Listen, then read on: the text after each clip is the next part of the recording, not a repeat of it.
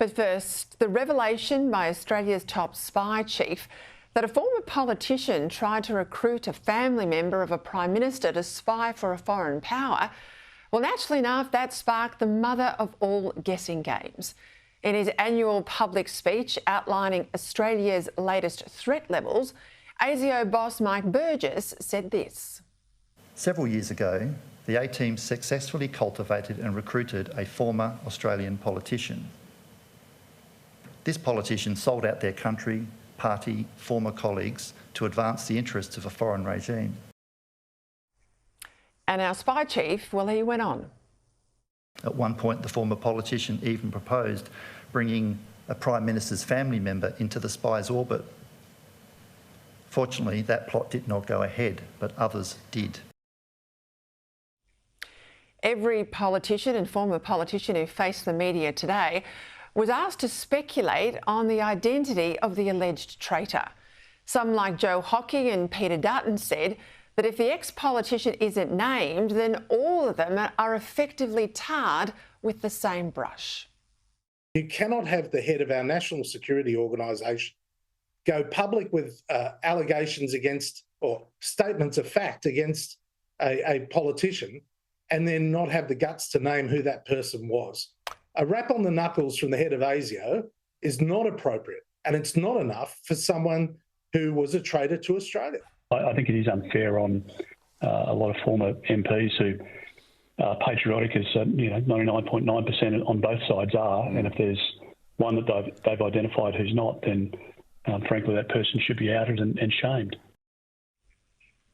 Others, like Senator James Patterson, who joins me a little later, he made the obvious point, though, that the incident likely relates to a time before 2018 when Australia did not have legislation to even deal with the matter of foreign interference. So what this individual did in selling out their country was, according to the ASIO boss, wrong, but back then almost impossible to prosecute. As is explained, the conduct occurred before the passage of the espionage and foreign interference legislation in 2018, which means they couldn't be charged for offences because it was not retrospective. Given that, I think it would be unfair to name someone publicly, and you'd obviously be running a very serious defamation risk if you did so. Now, I use that date of 2018 as a bit of a guide, meaning that the incident occurred before the legislation was put in place. Then I reckon I've got a good handle on who we're talking about here. A former New South Wales Labor politician. Now, Malcolm Turnbull's son Alex this afternoon speculated that he might have been involved here in that Burgess talked about a family member of a Prime Minister being approached, and as he said to the journalist Samantha Maiden, it was just so brazen. This is Alex Turnbull, just so brazen. My reaction was to express no interest. This was all about an equity deal, we're told, in a company connected to the activist, and that Turnbull then forwarded the details immediately to authorities. As Maiden reports, in this case, Alex Turnbull said he was told that the group that approached him had links to a former New South Wales Labor state MP. But rather than play Canberra parlour games and speculate further on events that are now 5+ years or more in the past, I'm more concerned about the other big statements in the Burgess speech that seem to have got lost in the media guessing game today about this unnamed politician. Because what worried me most out of the ASIO threat assessment last night were the comments from the ASIO boss about the realistic threat of terror attacks here in Australia. Since the October 7 atrocities by Hamas, the conflict has expanded with attacks carried out by a range of terrorists, particularly those aligned with Iran. We have seen attempts by ISIL and Al-Qaeda to use the conflict to motivate attacks globally.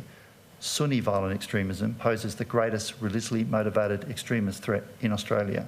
ASIO remains concerned, though, about lone actors, the potential for an individual or small group under the radar of authorities to use readily available weapons to carry out an act of terrorism. And so my focus today has been on what the Prime Minister is or is not doing to reassure the community that he's across this risk and that our intelligence agencies and police have whatever resources they need to keep us safe. As Burgess said, the risk of Islamist terror is real. Now, he's the expert. He's our top intelligence head in Australia. And this is why I have repeatedly raised concerns about the government's decision to rapidly grant over 2,000 visas to people out of Gaza with little or no capacity to vet the security risk of any individual. And if we can't thoroughly vet them, if we are not thoroughly vetting them, then we have to ask ourselves why are we even bringing people from Gaza at all, given that the most reliable polling suggests that almost half of Gazan residents back Hamas, and about 3/4 of them thought the barbarism of October 7 was justified. But it's not just who we're allowing in via this online visa process, it's what we are tolerating here on the streets of our cities and in many of our mosques. Almost every weekend now in Sydney and Melbourne, we have these pro-Hamas protests that are escalating in their jihadi language. Part of the problem is the conflation of anti-Semitism that's now rampant and visible on our streets with Islamophobia, which is far less prevalent. The ASIO boss was himself an exemplar of this bogus moral equivalence when he said in his speech, and I quote, "Hateful rhetoric has targeted Israel and the Jewish community, as well as," he says, "Muslim and Palestinian communities." I mean, show me a single protest in Australia that's called for the expulsion of all Palestinians from Gaza and all Palestinians from the West Bank, because there isn't one. And yet the bile from these hate preachers in our mosques goes on and on, unprosecuted and even unchallenged. Jihad is part of our deen and one of the highest pillars of our deen. Hamas is mujahideen and freedom fighters and warriors. A day when the stones and the trees will speak and say, "Oh Muslim, there is a Jew behind me, come and kill him." The trees will speak, the stone will speak, and they'll say, "Oh Muslim, oh believer, there is a Yahudi behind me, come and kill him." This has to be a spark for the Ummah, and a spark to the final solution. To unite the Muslim world under one leader, the Khalifa, the Imam, the Sultan.